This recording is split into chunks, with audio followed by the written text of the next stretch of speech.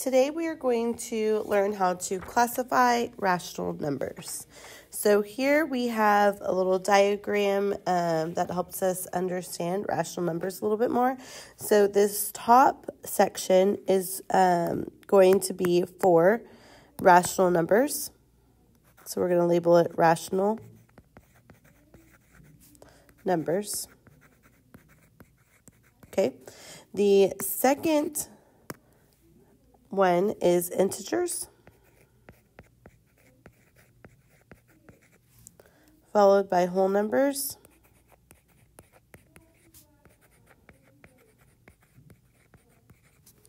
and then we have our natural numbers. Okay, so the way that this works is that we're going to start at natural numbers. So if you're a natural number, you are also a whole number. And if you are a whole number, you are also an integer.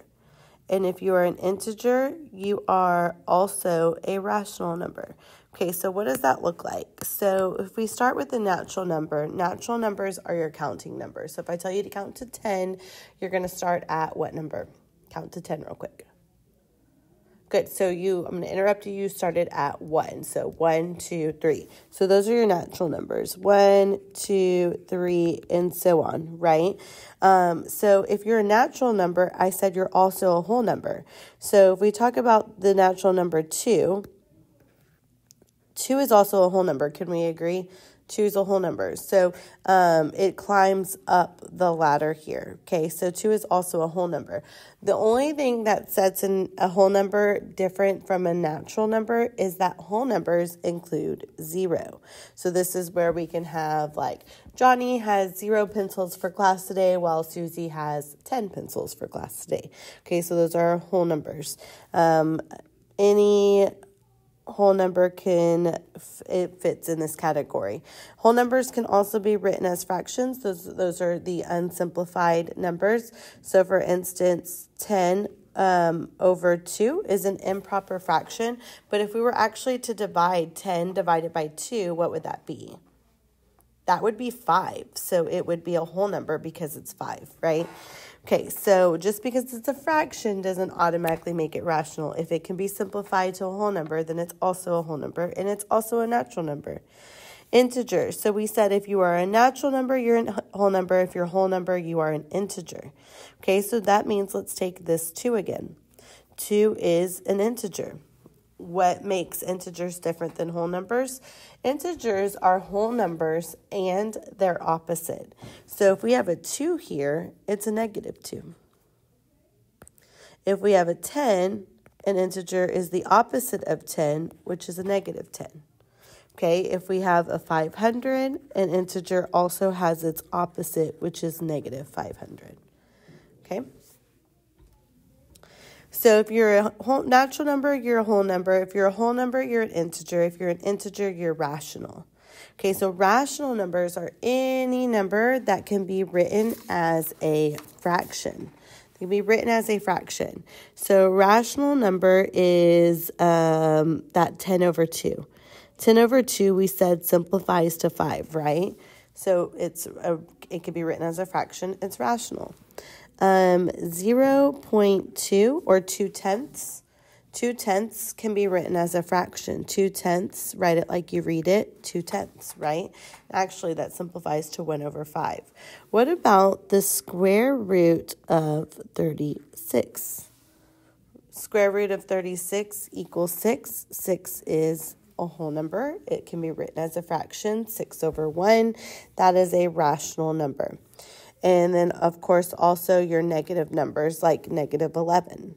Okay, so we have room real quick. We have our definitions that we're going to write to the side. So here are the definitions. I want you to press pause real quick, get those words written down, and then press play when you have finished. Okay, so let's move on. So here is another diagram we have going on, and we're going to answer some true-false questions. And we're going to correct the statement if it is false. So all natural numbers are whole numbers. Is that true? So if we look at our Venn diagram again, natural numbers, what did we say? All natural numbers are whole numbers. So yes, that is true. All whole numbers are natural numbers. So let's go back to our diagram. Did we say anything about going down the ladder? So is a negative 11 a natural number? No. Is a 0 a natural number? No. We don't start counting at 0, so that is false. But what are all whole numbers? If we're going up the ladder, all whole numbers are integers, and they are rational numbers. So all whole numbers are natural numbers? No, all of them are integers. Okay, and then all rational numbers are integers. Is that true? Can all of these rational numbers right here be integers? No, because this is a decimal, and integers do not have decimals. Also, we can't go down the ladder, so this is false. All rational numbers are, or I guess we can say, are not integers. Okay, moving along. It says classify each number by circling all the sets. So here we started with natural at the top just to make you aware. So remember, if you're natural, you're whole. If you're whole, you're integer. If you're integer, you're rational. So if we are circling a number, you're circling all the numbers underneath it as well. So look here, we have a 23. Is 23, we're going to start with the first one. Is 23 a counting number? Can I count to 23? Yes. So if it's natural, it's whole. If it's whole, it's integer. If it's integer, it's rational. So you're circling all those. Okay. And here, notice we have a negative number. So if I tell you to count to a number, am I going to tell you to count to a negative number? No, we don't do that. I don't need you to count my pennies and end up negative, right? So it is not natural. Okay, so are negative numbers whole? Nope.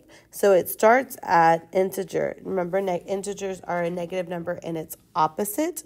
So then if it's integer, it's also rational. Okay, I'm going to do one more with you.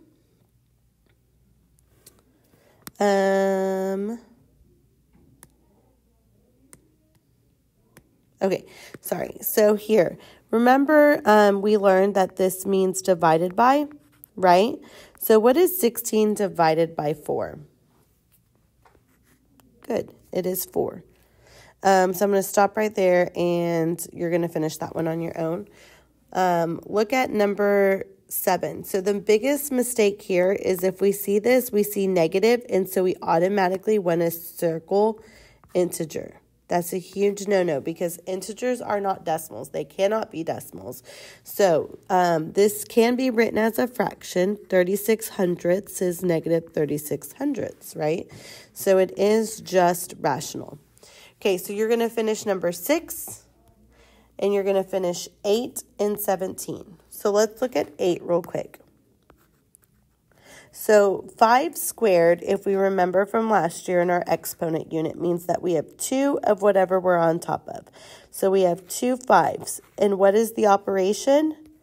Multiplication. So 5 squared does not mean 5 times 2. It means 5 times 5, which is 25. Okay, so you're going to do that one. And then let's talk about your percent. So give me a second. We're going to talk about one more thing. What is a percent out of? If I have all of the percent, if I ate all of the pizza, what percent of the pizza did I eat? I ate 100% of the pizza, right? So this is 17%. So this is 17 out of 100. So that can be written as a fraction. Okay, so you're going to do the ones that I have left for you, and then we'll check that tomorrow in class. So press pause, get that done, and then we'll move to number 10. Okay, so number 10 says the time in seconds t that it takes an object to fall d feet is represented by the equation t equals the square root of d over 4. Okay, about how many seconds would it take to throw a volleyball? So I'm looking for seconds, and it said that that's t, so I'm looking for t. Throw a volleyball 36 feet in the air, so that's my d. So if I plug in, I'm looking for t. It says the square root of 36 divided by 4. Okay, what is the square root of 36? What times what equals 36? Good, 6. So t equals 6 divided by 4.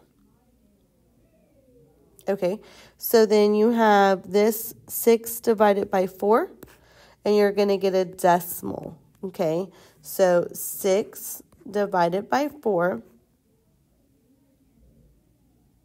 Okay, and you're going to finish that problem, and we will also check this tomorrow in class as well. If you have any questions, make sure that you are writing them in your question box.